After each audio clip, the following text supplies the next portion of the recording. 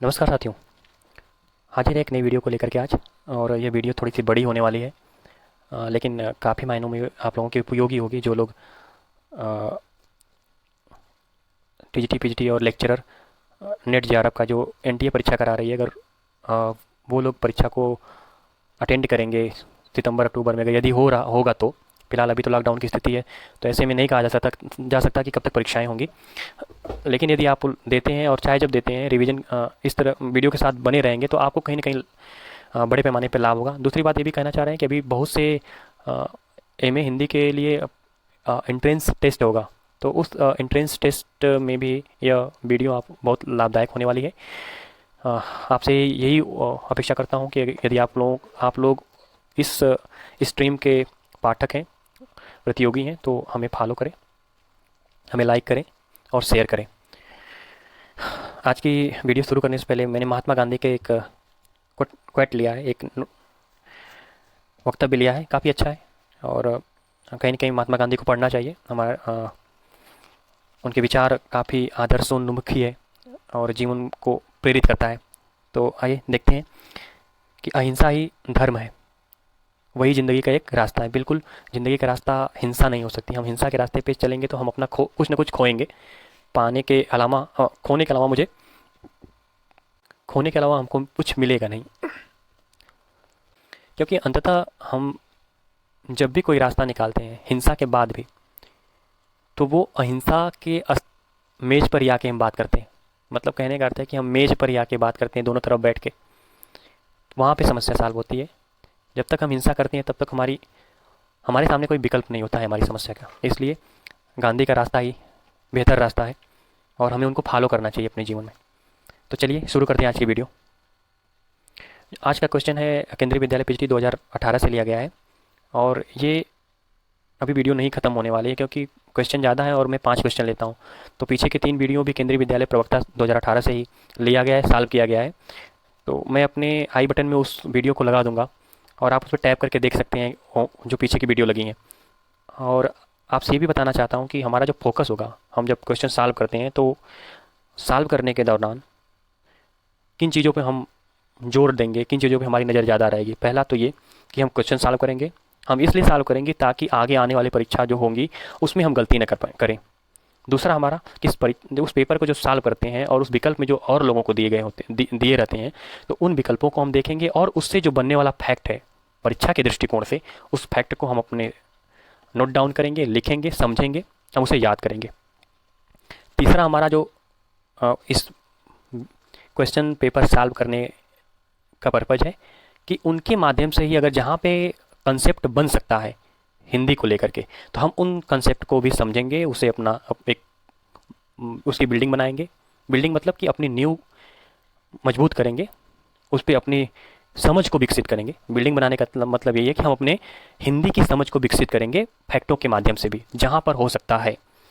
और चौथा जो हमारा फोकस है कि हम रिवीजन पे रिवीजन करेंगे। हम तब तक रिवीजन करेंगे जब तक कि सफल ना हो जाए, जब तक कि हमको परीक्षा में पीछे के जितने भी क्वेश्चन पेपर हुए हैं, जो जितनी भी संस्थाएं पेपर कराई हैं, हम उन सभी को सॉल्व करेंगे। हम वहाँ से गलती ना करें, और अगर वहाँ से गलती नहीं करेंगे जो पीछे पूछा गया है, तो हमारे प्रबल संभावना है कि हमारा चयन हम चाहे हम प्रवक्ता के लिए कर रहे हो तो उसमें हो सकता है, चाहे हम प्रशिक्षु स्नातक के लिए कर रहे हो तो उसमें हो सकता है, चाहे हम यूजीसी नेट जेआरएफ बनने की ख्वाहिश रखते हो उसमें भी हो सकता है ना। अगर मान लीजिए एक ही क्वेश्चन से नहीं होता है कहीं पे सिलेक्शन, और आपको लग रहा है कि अगर हम पीछे का पेपर सॉल्व किए होते तो मेरा सिलेक्शन हो जाता, तो बिल्कुल ये निश्चित रूप से ये वीडियो आपको लाभ देने वाली है। और तीसरी बात की रिवीजन हम करेंगे। रिवीजन इसलिए करेंगे ताकि चीज़ें भूलें ना। तो ये 4 चीज़ों पे हमारा फोकस रहेगा हर वीडियो में।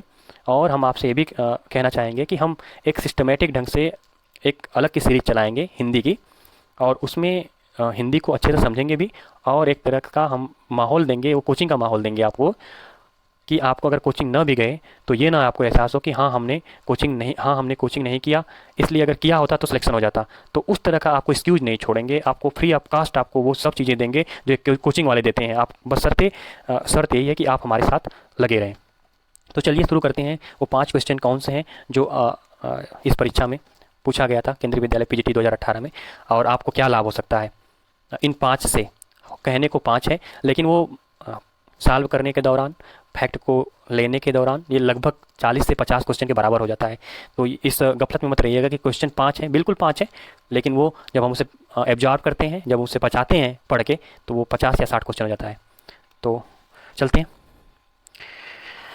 एक गलती हो गई मुझसे थोड़ी सी, माफ़ कीजिएगा। क्वेश्चन ऊपर होना चाहिए था, क्वेश्चन नीचे आ गया, कोई नहीं। हम आपको दिखाते हैं कि क्वेश्चन क्या है। ये क्वेश्चन ये है, जो ये रेड वाली लाइन है, यहाँ तक हम पढ़ दे रहे हैं कि पूछा था कि हजारी प्रसाद द्विवेदी के किस उपन्यास को रैक आख्यान कहा जाता है। बिल्कुल, सवाल बहुत अच्छा है, और अगर आप पढ़े नहीं रहेंगे तो निश्चित रूप से नहीं कर पाएंगे, तुक्का मार के आएंगे तो गलत होने की संभावना ज़्यादा है। तो रैक को क्या है और आख्यान क्या, दो बात को समझते हैं। आख्यान क्या है? आख्यान एक तरह से कहानी को कहते हैं जो श्रुति परंपरा में हो, मतलब हमारी दादी नानी ने हमको सुनाया, दादी नानी को उनके दादी नानी नानी सुनाया, उनकी सुनाया, और इस तरह से वो पहले कहीं उत्पन्न हुई कहानी है, और ये धीरे धीरे सुनते सुनते सुनने के क्रम में हम तक पहुंची है, तो उसको कहते हैं आख्यान। रही बात रैको की, तो रैको क्या है, इसको जानते हैं। बेसिकली रैक जो है एक ऋषि रहे हैं, हमारे पौराणिक ऋषि रहे हैं, जिनको हमको पुराणों और उपनिषदों में उनका नाम मिलता है, जिनका जिक्र होता है। तो वो ऋषि हैं। तो अगर हम दोनों को जोड़ें कि रैक को आख्यान, तो ऋषि का आख्यान है ना, रैक को ऋषि का आख्यान, रैक को ऋषि की कहानी। तो ये बेसिकली तत्व ज्ञानी थे, और ये मानते थे रैक को ऋषि कि दुनिया का जो जनक है वो हवा है।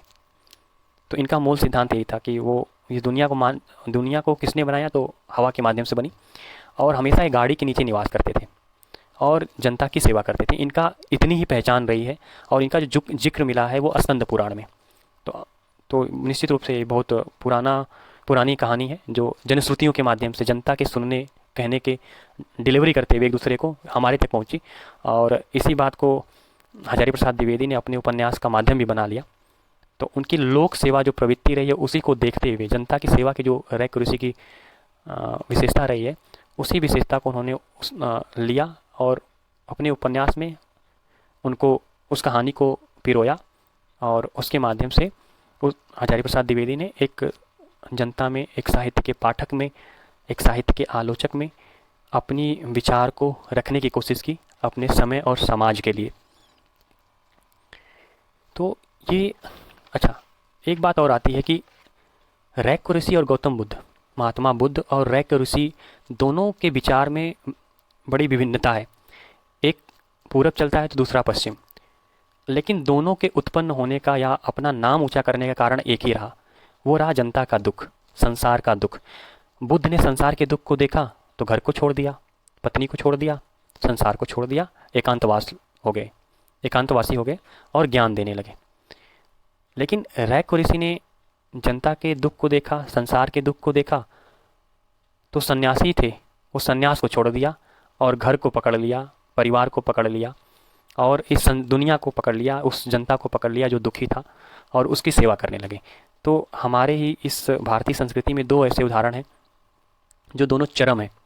एक जनता के दुखों को देखकर पलायन करता है, मतलब निवृत्ति मार्ग को पकड़ता है, और एक जनता के दुखों को देख करके अपना जो संन्यास अवस्था है, उस संन्यास अवस्था को छोड़ता है और समाज को धारण करता है, अपने परिवार को धारण करता है, उनके साथ रहता है, और जनता की सेवा करने की प्रतिज्ञा लेता है, या लोक सेवक बनता है, और वो अपनी एक पहचान बनाता है। ऐसा हमारे पुराणों में मिलता है। तो इसी रैक ऋषि की कहानी को लेके उपन्यासकार हजारी प्रसाद द्विवेदी ने अपने उपन्यास को रचा। अच्छा, रैक ऋषि की बात ये भी है मज़ेदार कि वो कैसे संन्यास जीवन से कैसे ये सांसारिक जीवन में चले आए।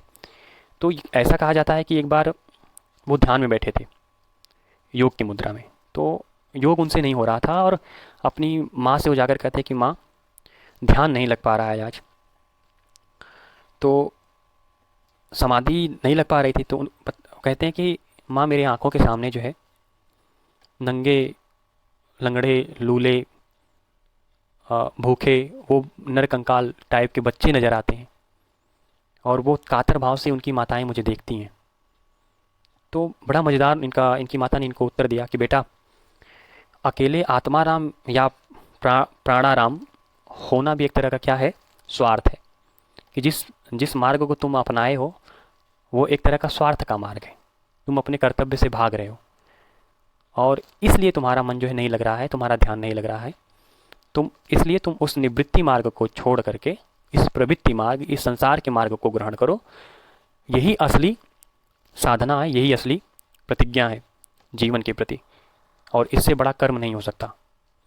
तो यहीं से वो अपनी खूंट बांधते हैं अपनी माँ की बात को और नए सिरे से जीवन को शुरू करते हैं और लोक सेवा की तरफ उनका ज़्यादा ध्यान जाता है और एक लोक सेवक के रूप में हमारे पौराणिक नायकों में उभर करके आते हैं। जहाँ पे दुनिया, हमारे जो बड़े बड़े नायक हैं वो महापुरुष हैं, पौराणिक, वो कहीं ना कहीं निवृत्ति मार्गों को अपनाए हैं और ये ऐसा ऋषि हमको मिलता है जो प्रवृत्ति मार्गों को धारण किया हुआ है। तो इस तरह से देखा जाए तो रैक ऋषि की ये कहानी है और जो हजारी प्रसाद देना चाह रहे थे इस रैक ऋषि के माध्यम से अपने उपन्यास में कि लोक सेवा के माध्यम से भी हम अपने समाज में विसंगति को, विडंबना को दूर कर सकते हैं। बस इतना ही इस उपन्यास का मकसद रहा। और ऐसा क्यों होता है? कारण है कि आज़ादी के बाद लगभग जब यह उपन्यास लिखा जा रहा है तब तक ये 30 साल की हमारी आज़ादी हो चुकी है, उसकी उम्र हो चुकी है आज़ादी की, अंग्रेज़ों को गए हुए। और उस 30 साल में भी हमारा समाज और समाज की जो अपेक्षाएं थी आज़ादी के पहले, वो अपेक्षाएं पूरी नहीं होती हैं, वो स्वप्न पूरे नहीं होते, वो टूटते हैं। बेरोजगारी बढ़ती है, हत्याएं होती हैं और चोरी, लूट खसोट, है ना, इस तरह के समस्याएं बड़े पैमाने पर बढ़ता है। तो जो हजारी प्रसाद को भी दिखता है इस समाज की ये सभी संगतियाँ, तो वो पुराणों को, उपनिषदों को पढ़े हुए होते हैं, तो उनको लगता है कि नहीं कि ऐसा करेक्टर है हमारे पास जिसके माध्यम से समाज में संदेश दिया जा सकता है। तो उन्होंने इस ऋषि को उठाया और उसके माध्यम से लोक सेवा की भावना को जागृत करने का संदेश देते हैं अपने उस उपन्यास के माध्यम से। तो जो ये पूछा गया है कि हजारी प्रसाद द्विवेदी के किस उपन्यास से रैक को आख्यान कहा गया है, तो वो है अनाम दास का पोथा। उत्तर है 4। हमको फैक्ट क्या मिल सकता है और यूजीसी में क्या पूछा जा सकता है अगर हम नेट जेआरएफ का पेपर दे रहे हो? तो पहला सवाल तो यही उठाया, पहला जो मैक्सिमम प्रोबेबिलिटी है यूजीसी नेट और जेआरएफ का जब हम पेपर देंगे तो वो वहाँ पे जब पेपर बनेगा तो ये पूछेगा कि भैया इसका क्रम क्या है, इन जो चारों उपन्यासों का क्रम बता दीजिए। तो क्रम बताने के तो यदि हमको पता रहेगा इसका डेट, तब ना हमको क्रम बताएंगे। तो पहली बात तो हम इसका डेट देख लेते हैं, क्या क्या किस किस सन में प्रकाशित हुई है। तो बाण भट्ट की आत्मकथा 1946 प्रकाशित हुई है, चारुचंद्र लेख 1963 में, पुनर्नवा 1973 में और अनामदास का पोथा 1973 में। और इन चारों उपन्यासों का जो आधार है, जिसके आधार पर ये लिखा गया है, पहला बाण भट्ट की आत्मकथा जो है बाण भट्ट और निपुणिका के आधार पर लिखा गया है। चारुचंद्र लेख सातवाहन और चंद्रलेखा के आधार पर लिखा गया है। पुनर्नवा लोरकायन और मृच्छकटिकम इसके आधार पर लिखा गया है। और अनामदास का पोथा जो है छंदो गद्य और बृहदरण्यक के आधार पर लिखा गया है। और है ना, तो इस तरह से देखा जाए तो इन चारों का आधार हो गया, चारों उपन्यास का, बाण भट्ट की आत्मकथा, चारुचंद्र लेख, पुनर्नवा, अनामदास का पोथा। ये क्रम भी सही है, जिस क्रम में लिखा गया है 1 2 3 4 ठीक इसी क्रम में प्रकाशित भी हुई है। तो ले दे करके हमको ये जो पहला प्रश्न है हमारा पूरा होता है। हम चलते हैं दूसरे प्रश्न पे। दूसरा क्वेश्चन है हमारा, एक कविता का अंश पूछ लिया है, मतलब कविता की लाइन दे दी है और यह लाइन है, यह दंतुरित मुस्कान मृतक में भी डाल देगी जान, काव्य पंक्तियाँ किसकी है? तो हम विकल्प देखते हैं। पहला सुभद्रा कुमारी चौहान, दूसरा हरिवंश राय बच्चन, तीसरा नागार्जुन और चौथा त्रिलोचन। तो इसका उत्तर है आंसर 3, उत्तर है 3। नागार्जुन की यह कविता का एक छोटी सी लाइन दे दिया था, पूछ लिया था। तो हमें समझ में आ गया कि यह दंतुरित मुस्कान किस कवि की रचना है, किसकी है? नागार्जुन की। अच्छा, अब हमको देखना है कि फैक्ट क्या, परीक्षा के दृष्टिकोण से हमको क्या क्या फैक्ट याद करना है। पहला ये कि नागार्जुन प्रगतिवादी कवि हैं। छायावाद के बाद कविता में एक आंदोलन हुआ, उस आंदोलन का नाम है प्रगतिवादी। तो नागार्जुन प्रगतिवादी कवि हैं। ये संस्कृत और मैथिल में यात्री नाम से कविता लिखते हैं। अगर संस्कृत भाषा में कविता लिखते हैं या मैथिली भाषा में कविता लिखते हैं तो अपना नाम नागार्जुन नहीं लिखते, बल्कि क्या लिखते हैं वो, यात्री नाम। अच्छा, अब हमको दूसरे विकल्प में जो दिया गया है उस नाम पे आए और उससे हमसे फैक्ट क्या मिल सकता है। दूसरा विकल्प दिया था सुभद्रा कुमारी चौहान। तो सुभद्रा कुमारी चौहान का जो जन्म हुआ है 1905 में और उनकी जो मृत्यु हुई 1948 में। सुभद्रा कुमारी चौहान छायावादी कवित्री रही हैं। लेकिन छायावाद में भी, हिंदी के छायावाद जो काल है उसमें भी दो तरह की प्रवृत्ति हैं। एक तो राष्ट्रीय भावना की प्रवृत्ति है, या हम कह लें कि हमारी जो भारतीय संस्कृति है उस संस्कृति से प्रभावित होने वाले भी कवि हैं या कवित्री हैं। तो ये हम देखते हैं कि, और दूसरा जो छायावाद की प्रवृत्ति है वो व्यक्तिवादी है कि अपने में खोया हुआ आदमी है, अपने में खोया हुआ वो महिला है। तो उस टाइप दो प्रवृत्ति छायावाद की जो मुख्य रूप से हम देखते हैं छायावाद के उत्तर काल में, कि ये दो प्रवृत्तियाँ बड़े मौजूद ढंग से मौजूद रहते हैं। एक तो राष्ट्रीयता की भावना है, एक में अपनी संस्कृति के प्रति जागरूकता है, एक संस्कृति के प्रति मोह है, और दूसरी एक प्रवृत्ति है उसी छायावाद में, वो कौन सी है? व्यक्तिवादी प्रवृत्ति। तो सुभद्रा कुमारी चौहान छायावाद की राष्ट्रीय सांस्कृतिक धारा की जो कविता है उसकी कवित्री हैं।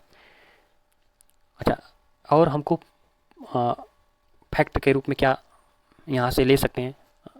सुभद्रा कुमारी चौहान से प्रश्न पूछ सकता है किसी परीक्षा में, तो उनकी ये कविता संग्रह को पूछ सकता है ना। हम चूंकि कविता पूछा है इसलिए हम कविता के विषय में बात कर रहे हैं। जहाँ पे जैसा पूछेगा हम उसी की बात करेंगे, क्योंकि बहुत से ऐसे क्वेश्चन आएंगे, चीज़ें रिपीट होंगी, इसलिए बहुत इधर उधर भागना हमको नहीं है।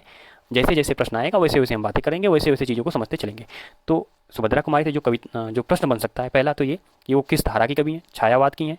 छायावाद की किस धारा की कवि हैं? तो राष्ट्रीय सांस्कृतिक धारा की कवि हैं, कवित्री हैं, सॉरी। और इनकी कविता संग्रह का नाम क्या है? मतलब कविता संग्रह मतलब उस कविता संग्रह में कई कविताएं रखी गई हैं या संकलित हैं। तो इनकी दो कविता संग्रह, एक त्रिधारा, दूसरा मुकुल। और क्या हमसे सुभद्रा कुमारी चौहान से पूछ सकता है? बस ये पूछ सकता है कि उनकी प्रसिद्ध कविता क्या है। कविता संग्रह और कविता में अंतर है। कविता एक है, कविता संग्रह मतलब उसको संग्रहित किया गया है, कई कविताओं को एक ही में रखा गया है। तो इतनी बात आपको लोगों को समझ में आ गई होगी। तो कविता संग्रह, त्रिधारा और मुकुल, और प्रसिद्ध कविता जो जिसको उठा के पूछ सकता है किसी परीक्षा में, तो वो एक है झांसी की रानी, दूसरा जो है जलियांवाला बाग। तीसरी बात हमको क्या है कि विकल्प सुभद्रा कुमारी चौहान के बाद जो विकल्प हमारा हमको देखना है वो हरिवंश राय बच्चन। तो हरिवंश राय बच्चन का जन्म हुआ है 1907 में, इनकी मृत्यु हुई 2003 में, और ये भी छायावादी कवि हैं। अंतर क्या है कि ये सुभद्रा कुमारी चौहान से इस बात में, इस माने में अलग हैं कि सुभद्रा कुमारी चौहान में जहाँ कविता की जो उनकी विशेषता है उसमें केवल राष्ट्रीयता और भारत की संस्कृति के प्रति जो एक मोह है वो दिखाई देता है, जबकि वहीं हरिवंश राय बच्चन व्यक्तिवादी काव्य, छायावाद की व्यक्तिवादी काव्य धारा से जुड़े हैं। और इस हरिवंश राय बच्चन की कविता में कहीं अपने जो निजी उनका जीवन है उस चीज़ को इन्होंने अपनी कविता में व्यक्त किया है। कहीं पे हाला, कहीं पे प्याला, है ना, कहीं पे मस्ती का वो जो मूड है उस मूड को इन्होंने व्यक्त किया है। इन्होंने समाज के प्रति उन जो एक आग्रह होता है कविता में, वो चीज़ यहाँ इनके यहाँ नहीं मिलती थी। इस तरह से हम देखते हैं कि छायावाद में दो काव्य प्रवृत्तियाँ हैं, दो मुख्य रूप से, एक तो राष्ट्रीय सांस्कृतिक, दूसरा व्यक्तिवादी। अच्छा, हरिवंश राय बच्चन से और क्या क्वेश्चन बन सकता है टीजीटी और पीजीटी में? हरिवंश राय बच्चन से ये बन सकता है कि उनकी कविता संग्रह क्या है, कौन कौन सी हैं। तो उनकी कविता संग्रह है मधुशाला, मधुबाला, मधुकलश, निशा निमंत्रण, एकांत संगीत। और ये, अच्छा, यूजीसी नेट में इसे कैसे पूछ सकता है? तो ये क्रम पूछ सकता है कि क्रम बताइए, रचना काल बताइए। तो ये रचना काल के दृष्टिकोण से ही लिखा गया है।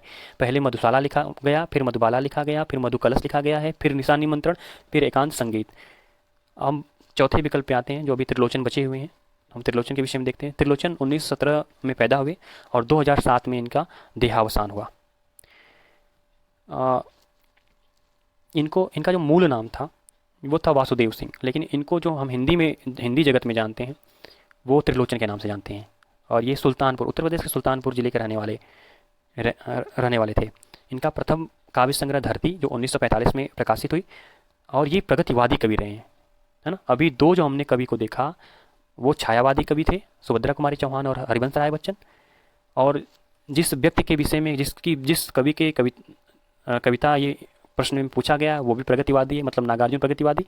और एक प्रगतिवादी और पूछ लिया जिसको चौथे विकल्प में रूप में हम देख रहे हैं, त्रिलोचन। 1917 से 1907 तक इनका जीवन काल रहा है। मुख्य ये इम्पॉर्टेंट नहीं है, इम्पॉर्टेंट ये है कि उनकी रचना क्या है त्रिलोचन की। तो ज़्यादा से ज़्यादा त्रिलोचन की रचनाएं पूछती हैं। अ, और एक प्रश्न ये कि वो किस वाद से हैं, किस उनकी साहित्यिक प्रवृत्ति क्या रही है, तो वो प्रगतिवादी रही है और ये प्रगतिवाद से जुड़े रहे हैं, है ना। जो कालखंड है वो प्रगतिवाद है। तो दो चीज़ को ज़्यादा ध्यान देना, एक तो प्रगतिवादी कवि हैं, दूसरा ये है कि इनके कविता संग्रह का नाम है गुलाब और बुलबुल, दिगंत, ताप के ताए हुए दिन। ताप के ताए हुए दिन को साहित्य अकादमी भी दिया गया 1981 में। और इनकी प्रसिद्ध पंक्ति जो बार बार ये पूछ ली जाती है परीक्षाओं में, वो प्रसिद्ध पंक्ति है कि एक बीते के बराबर यह हरा ठिगना चना, बांधे मुरैठा शीर्ष पर छोटे गुलाबी फूल का। तो इस तरह से ये जो प्रश्न नंबर 2 है वो पूरा हुआ। लेकिन एक बात छूट गई कि हम नागार्जुन की कविता को जो ये पूछा गया है तो उनकी कविता संग्रह को नहीं देखे हैं। तो हम एक सरसरी निगाह में ये देख लेते हैं कि उनकी वो कविता संग्रह कौन कौन सी हैं। तो नागार्जुन की जो कविता संग्रह है हम काल क्रम के अनुसार बता रहे हैं आपको।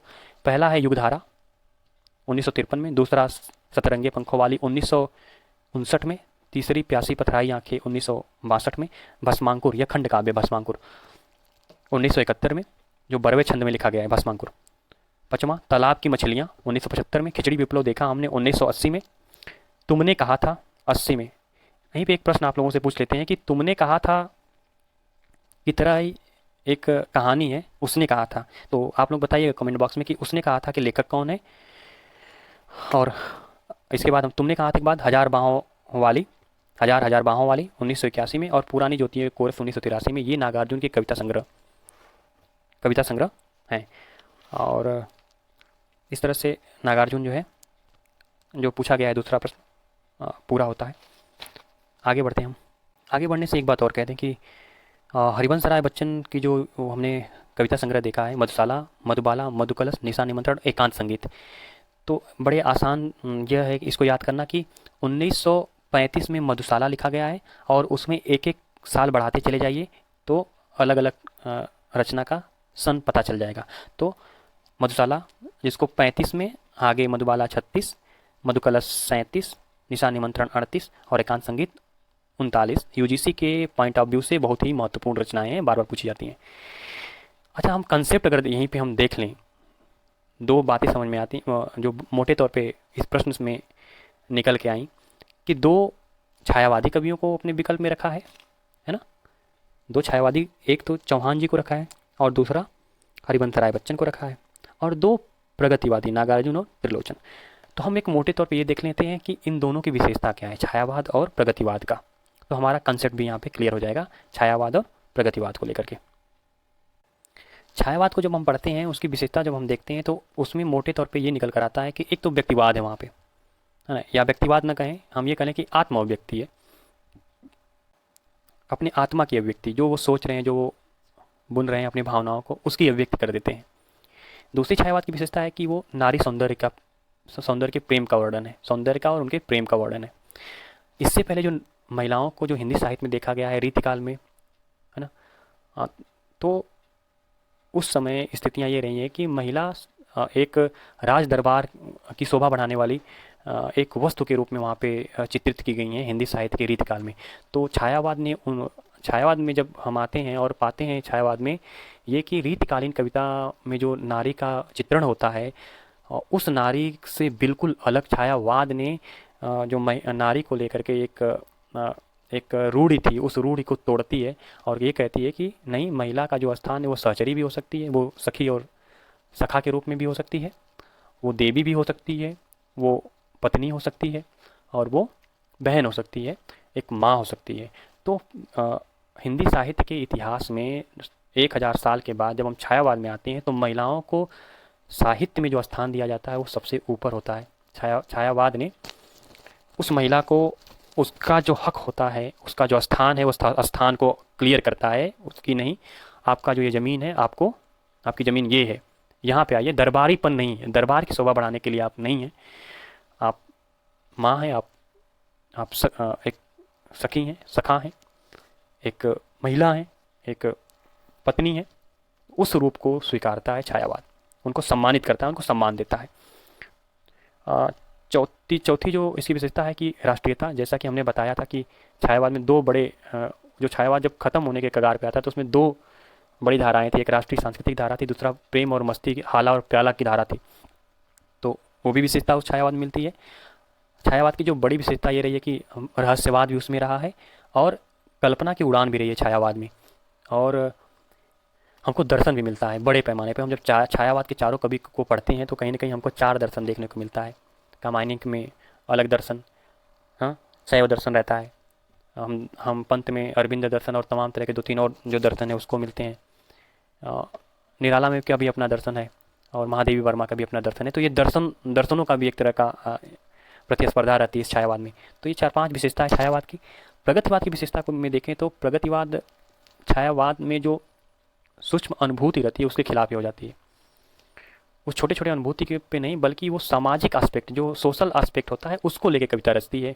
इसकी भाषा बहुत सरल होती है लेकिन व्यंग परक होती है प्रगतिवाद में, कि घुन खाए सतीरों पर 12 कड़ी विधाता बाचे, फटी भीत है छत चूती है आले पर बिस्तुइया नाचे ना। इस तरह का व्यंग है। कहीं ना कहीं एक दीवार घर के माध्यम से उस पूरे स्थितियों को दिखा करके दिखाता है कि कैसे समाज में घुसखोरी है, कैसी स्थितियां हैं, होना कुछ और चाहिए था, हो कुछ और रहा है। तो उसको भी मतलब व्यंग के माध्यम से भी दिखाता है। तो व्यंग भी मौजूद है इस प्रगतिवाद में। प्रकृति चित्रण है, लेकिन प्रकृति चित्रण का जो स्वरूप है वो छायावाद से भिन्न है। छायावाद में जहाँ प्रेम, प्रकृति जहाँ पे सुख का अनुभूति देती है, वहीं पे प्रगतिवाद में जब हम आते हैं तो ये सुख की अनुभूति की जगह संघर्ष को अपने में समोए हुए रहता है। कि जैसे हमने अभी देखा कि एक बीते के बराबर है खड़ा ठिगना चना, है ना, बांधे मुरेठे शीश पर, और बांधे मुरेठे शीश पर, आगे की लाइन थोड़ी भूल रहे हैं, कि एक बीते के बराबर है ठिगना चना, बांधे मुरेठे शीश पर गुलाबी। तो ये जो संघर्ष था कि दिखा रहा है कि एक बीते का है लेकिन पगड़ी बांधे हुए खड़ा हुआ है तो चना क्या है, प्रकृति है, लेकिन उसको, उसकी सुंदरता को जो लिया है कवि ने संघर्ष के रूप में लिया है और दृढ़ निश्चय संकल्प के रूप में लिया है। तो प्रकृति यहाँ पे एक तरह का इनको ऊर्जा देती है, उनको संघर्ष करने की प्रेरणा देती है। लेकिन छायावाद में वही प्रकृति क्या आती है, सुख देती है, प्रेम को उत्पन्न करने वाली प्रकृति होती है छायावाद में। तो ये मूलभूत अंतर है छायावाद और प्रगतिवाद में।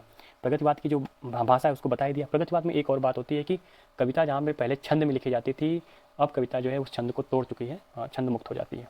तो ये प्रश्न 2 के माध्यम से हमारी संकल्पनाएं, हमारे फैक्ट्स और हमारी जो है ये क्वेश्चन सॉल्विंग और रिवीजन, ये 4 चीज़ हमने क्वेश्चन 2 में भी देखा। हम चलते हैं अगले क्वेश्चन पे, क्वेश्चन 3। प्रश्न 3 है कि जिंदगी और जोक किसका कहानी संग्रह है।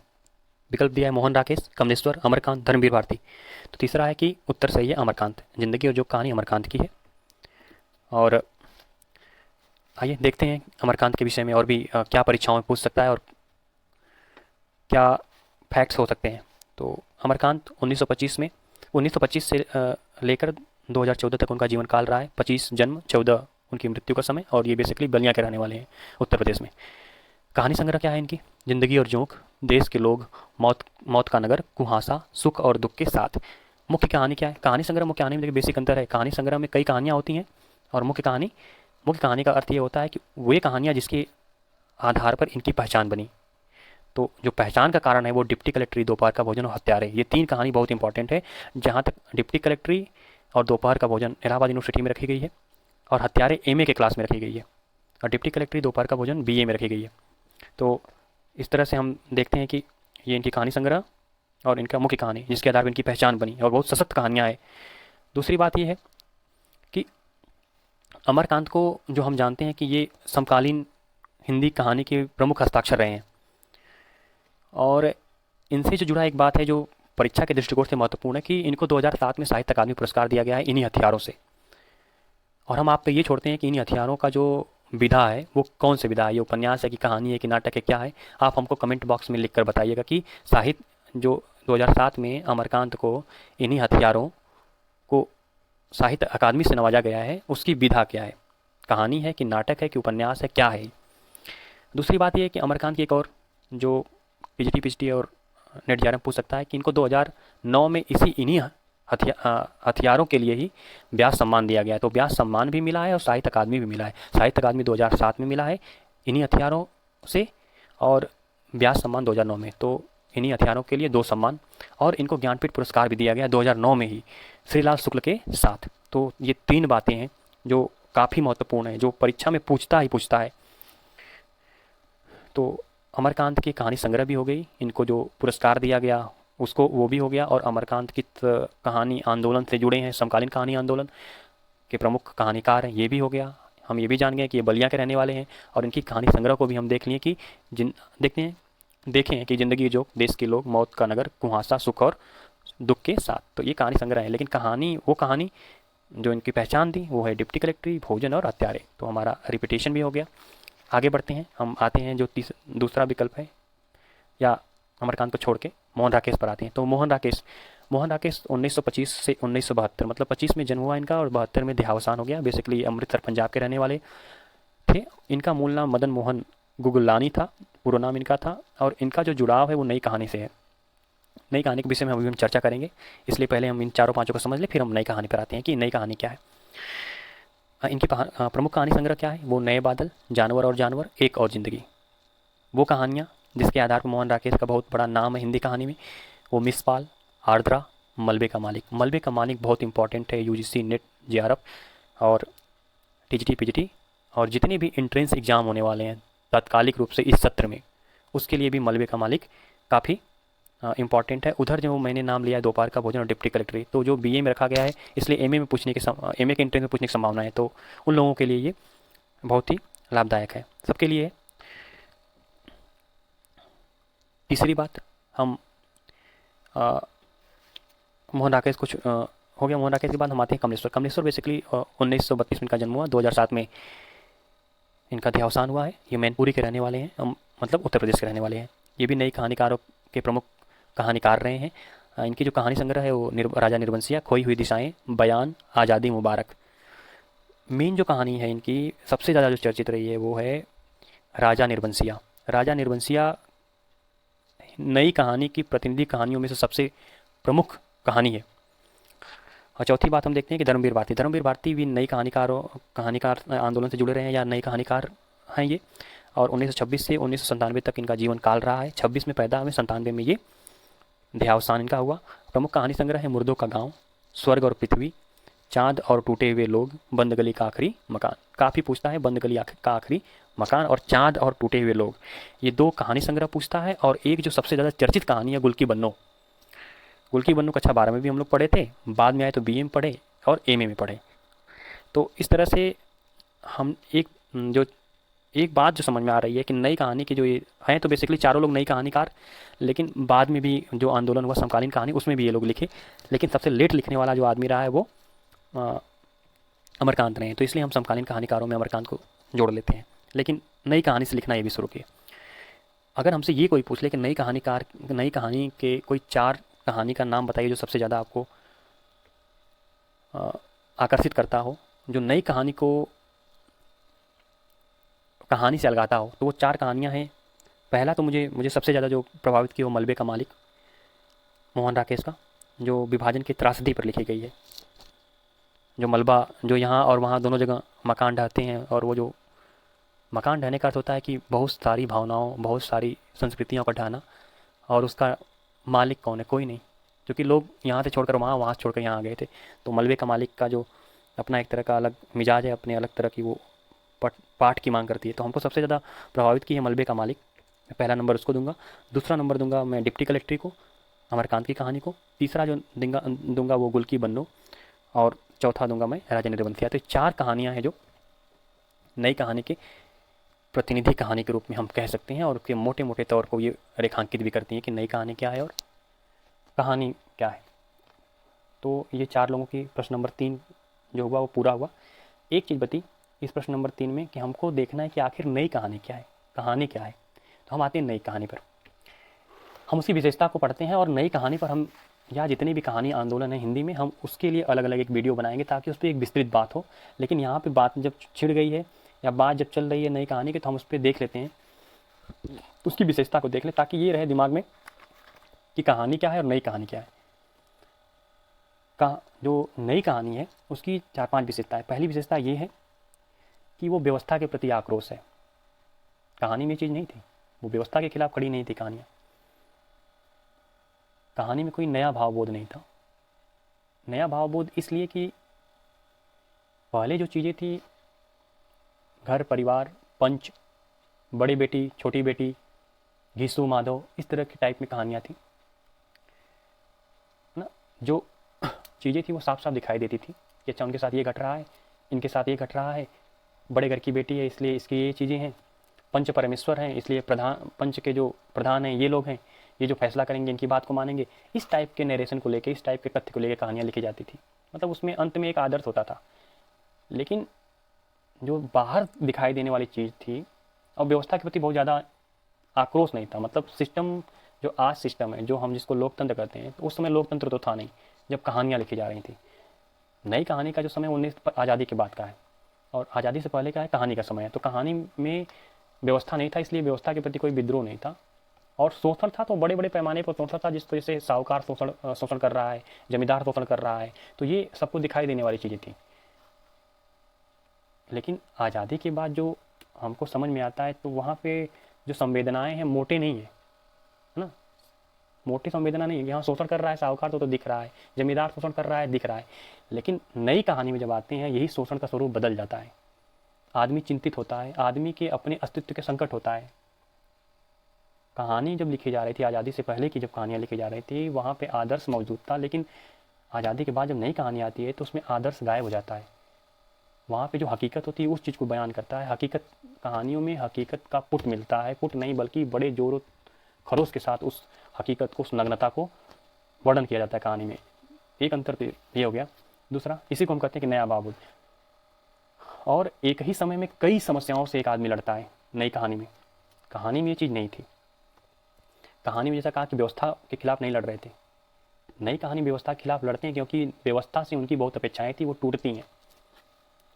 नई कहानी में जो नगरी बोध है, उसका जो हमको चेहरा है वो दिखाई देता है। कहानी में ये चीज़ हमको नहीं मिलता है, नगरी बोध नहीं है। वहाँ पे चीज़ें अलग हैं। वो भी ग्रामीण पृष्ठभूमि की कहानियों पे लेकर चलती है कहानियाँ। घीसू माधव, होरी, झबरा, बड़े घर की बेटी, ठाकुर का कुआं, पंच परमेश्वर ना, इस तरह की कहानियाँ थी। लेकिन जब हम आते हैं नई कहानी में, तो हमको ये मिलता है कि घंटा, कोसी का घटवार, पिता, मतलब एकाकीपन आता है कहानी में। जो नगर की जो समस्याएं हैं, एकाकीपन का, न्यूक्लियर फैमिली का, मतलब परिवार का टूटना, अलग अपने अस्तित्व के लिए और स्वतंत्रता का बोध, घर में होकर भी अलग होने की भावना, ये जो नए नए भाव थे, नई कहानी अपने साथ लेकर आई। नई कहानी अपने साथ लेकर नहीं आई, कोई कहानी लेकर कोई चीज़ साथ नहीं आती है, बल्कि समाज ने नई कहानी को जन्म दे दिया, समय ने नई कहानी को जन्म दे दिया। जो प्रेमचंद अपने शुरुआती दौर में कहानी लिखते हैं, तो वहाँ पे उस कहानियों का जो अंत होता है वो आदर्श में होता है। वही प्रेमचंद जब अपने कहानी के अंतिम दौर में जब लिखते हैं, तो कहानियाँ आदर्श से यथार्थ की तरफ बढ़ने लगती हैं। जब हम पूस की रात पढ़ते हैं, वो भी यथार्थ की तरफ अग्रसर होता हुआ दिखाई देता है।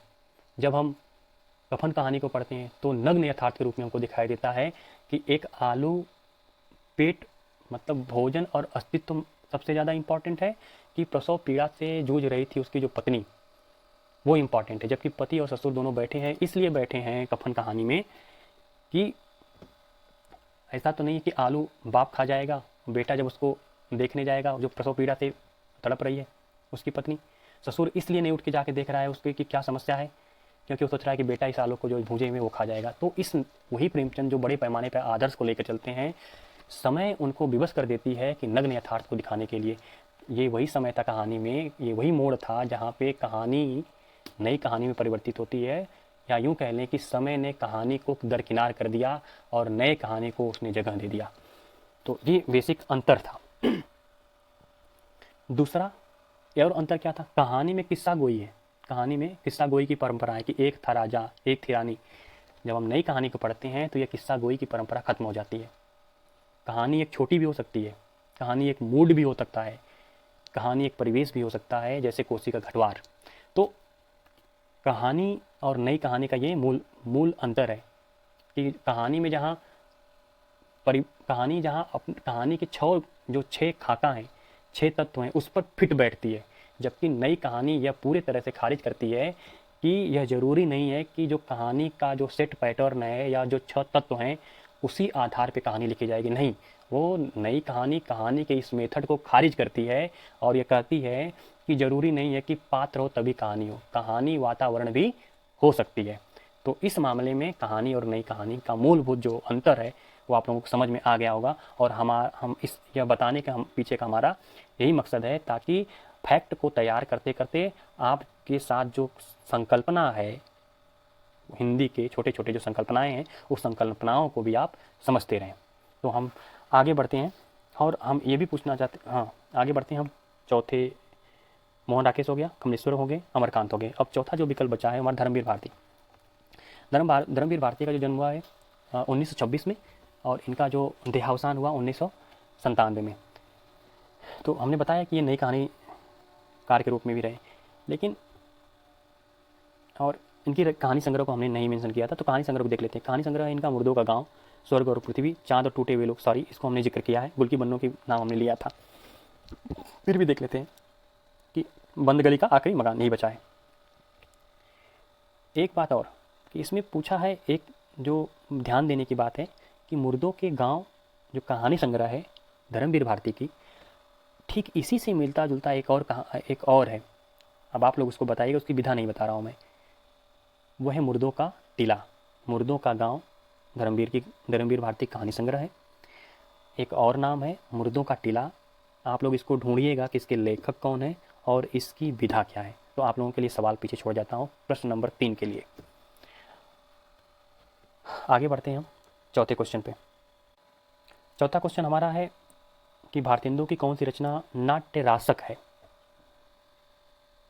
तो नाटक के कई रूप होते हैं, रासक, रूपक, है ना, प्रहसन, डीम, बीथी, ये सब क्या है, ये नाटक के कई रूप हैं। एकांकी भी नाटक का ही रूप है। तो ये पूछा है कि इन जो 4 विकल्प दिए गए हैं उसमें से कौन सा नाट्य रासक के रूप में जाना जाता है। तो हमारा उत्तर है कि भारत दुर्दशा को नाट्य रासक के रूप में हम जानते हैं। अब हम आते हैं अन्य तथ्य, या क्या हम इसमें नया जान सकते हैं, या परीक्षा के दृष्टिकोण से भारतेंदु की कौन सी रचना सबसे ज़्यादा इंपॉर्टेंट है। अगर ये जो चारों दी गई हैं इसमें से, बाकी तो उनकी बहुत सी रचनाएं हैं जो इंपॉर्टेंट है। तो देखते हैं भारतेंदु हरिश्चंद्र 1850 से 1885 तक इनका जीवन काल रहा है। ये 1850 में जन्मे और 1885 में गोलोकवास हो गए या देहावसान इनका हो गया। कुल मिला के इनकी उम्र जो रही है 35 साल। ये नाट्य विधा के प्रवर्तक भी रहे हैं। इनका जो प्रथम नाटक है वो विद्या सुंदर, जो कि अनुदित है वो बांग्ला से। ये कब अनुदित इन्होंने किया, 1868 में। तो इनकी जो पहली रचना है एक तरह से देख लें तो अनुदित है, और क्या है, और मतलब अनुवाद किया हुआ है। और कहाँ से किया हुआ है, वो बांग्ला से। उसका नाम क्या है, विद्या सुंदर। लेकिन यदि आपसे टीजीटी पीजीटी में या यूजीसी नेट में या कहीं पर भी पूछ सकता है कि भारतेंदु का पहला नाटक कौन सा है और भारतेंदु का प्रथम मौलिक नाटक कौन है, तो पहला नाटक विद्या सुंदर और प्रथम मौलिक नाटक वैदिकी हिंसा हिंसा न भवति। ये इन्होंने खुद लिखा, किसी का अनुवाद नहीं किया है। तो पहला मौलिक नाटक 1873 में वैदिकी हिंसा हिंसा न भवति, और भारतेंदु का पहला नाटक विद्या सुंदर जो अनुदित है या अनुवाद किया गया है किससे, बांग्ला भाषा से। कुल नाटक भारतेंदु के कितने हैं, 17। मौलिक नाटक कितने हैं, उसमें से 8, यानी 8 2 10 7 9 नाटक हैं जो उन्होंने अनुवाद किया है, 8 नाटक जो इन्होंने अपने से लिखा है, जिसमें से एक मौलिक नाटक, 3 जो विकल्प में दिए हैं उसमें से 3 मौलिक हैं, 1 अनुदित है। तो इस तरह से हम देख लें कि भारत दुर्दशा जो पूछा गया है कि नाट्य रासक भारत दुर्दशा है। नील देवी का प्रकार क्या है, नील देवी का नाटक के प्रकार में देखेंगे तो गीत रूपक है। गीत रूपक भी नाटक का एक प्रकार है। सत्य हरिश्चंद्र अनुवाद किया गया है, मूल नाटक नहीं है इनका। नील देवी मूल नाटक है, भारत दुर्दशा मूल नाटक है, अंधेर नगरी मूल नाटक है। तो 3 इनका मूल नाटक हमको इस 4 विकल्प में है। एक जो है सत्य हरिश्चंद्र अनुदित है। तो भारत दुर्दशा नाट्य रासक जो कि पूछा गया है कि नाट्य रासक कौन है, भारत दुर्दशा। नील देवी का रूप क्या प्रकार है, तो गीत रूपक। सत्य हरिश्चंद्र का प्रकार क्या है, वो नाटक। अंधेर नगरी का क्या प्रकार है, वो प्रहसन। तो इस तरह से हमारा जो है चौथा विकल्प जो है, चौथा प्रश्न जो है वो समाप्त होता है। और हम आगे बढ़ते हैं 5वें क्वेश्चन की तरफ।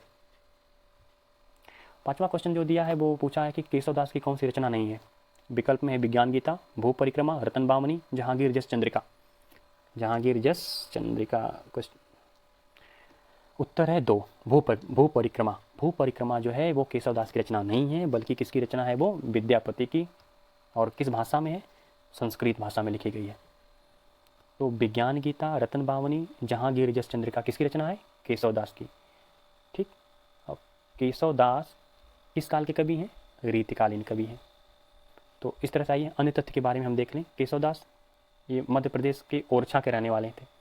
1555 ईस्वी में इनकी पैदाइश है और 1618 संवत में ये एक्सपायर हो जाते हैं। ये रीतिकालीन कवि हैं। इनकी रचनाएं जो हैं वो क्रमशः काल के अनुसार हैं। तो यूजीसी नेट जेआरएफ वाले ध्यान दें, को काल क्रम बहुत पूछता है यूजीसी नेट जेआरएफ में। तो पूछेगा कि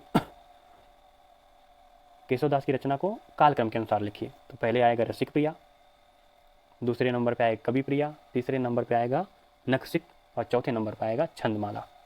बेसिकली केशवदास आचार्य हैं, वो पढ़ाते थे अपनी रचना के माध्यम से, तो इसलिए उनको क्या कहा जाएगा, आचार्य। बचा हमारा विकल्प में दूसरा कि भू परिक्रमा आखिर किसकी थी, तो विद्यापति की। तो आइए विद्यापति की और भी रचनाएं देख लेते हैं जो कि बहुत ही इंपॉर्टेंट होती हैं और परीक्षाओं में पूछी जाती हैं। कीर्तिलता, कीर्तिपताका, पदावली, ये 3 रचना है विद्यापति के। जो कि भू परिक्रमा पूछी है वो चौथी, जो कि संस्कृत भाषा में है। कीर्तिलता और कीर्तिपताका अवहट्ट भाषा में है और पदावली मैथिल भाषा में है। तो इस तरह से जो 5 क्वेश्चन हैं वो कंप्लीट होते हैं। एक चीज़ और भूल गया कि केशवदास को आदिकाल में रखा गया है और रामचंद्र शुक्ल ने इनको एक वर्ग बनाए हैं फुटकल, तो आदिकाल के फुटकल कवि के रूप में है। इस तरह से हमारा जो 5 क्वेश्चन है हमने देखा उन 5 क्वेश्चन को, और 5 क्वेश्चन के देखने के क्रम में हमने अपने चारों जो उद्देश्य हैं, हमारा जो फोकस है क्वेश्चन सॉल्विंग है ना, क्वेश्चन सॉल्विंग के साथ साथ हमने क्वेश्चन सॉल्व किया, हमने फैक्ट को समझा, गेन किया, हमने कॉन्सेप्ट बिल्डिंग की है 2 जगह, एक छायावाद के संदर्भ में और एक हमको नई कहानी के क्रम में हमने उन दोनों को देखा, और हमारा एक तरह से रिवीजन हो रहा है। तो हम आशा करते हैं कि ये वीडियो अच्छी लगी और आप लोग इसको पूरी वीडियो को देखिए और जितना शेयर हो सके आप उसे शेयर करिए, जितना इससे लाभ हो सके आप लोगों को और दूसरों को लाभ हो सके, अपने लाभ के साथ साथ दूसरों के लाभ का भी ध्यान रखें, उसे पहुंचाइए और पढ़ते रहिए। मिलते हैं जल्दी ही अगले वीडियो में। और मेरी कोशिश है कि मैं एक व्यवस्थित ढंग से हिंदी को नए सिरे से पढ़ाऊँगा और टीजीटी पीजीटी और यूजीसी नेट के पॉइंट ऑफ व्यू से। और इधर जो परीक्षाएं होने वाली हैं यूजीसी नेट एंट्रेंस पेपर होने वाले हैं उसके भी दृष्टिकोण से, तो हमें ज्वाइन करिए, हमें फॉलो करिए और हम आशा करते हैं आप लोग अच्छे होंगे और पढ़ते होंगे और लॉकडाउन के पालन कर रहे होंगे। तो इस लॉकडाउन के स्थिति में आप लोग अपनी सृजनात्मकता को बनाए रखें। अगर पढ़ने वाले हैं तो आप लोग पढ़ते रहिए लगातार, अपने को इम्प्रूव करिए और अपना ध्यान रखिए। और इसी के साथ नमस्कार, फिर मिलते हैं आगे कल या परसों।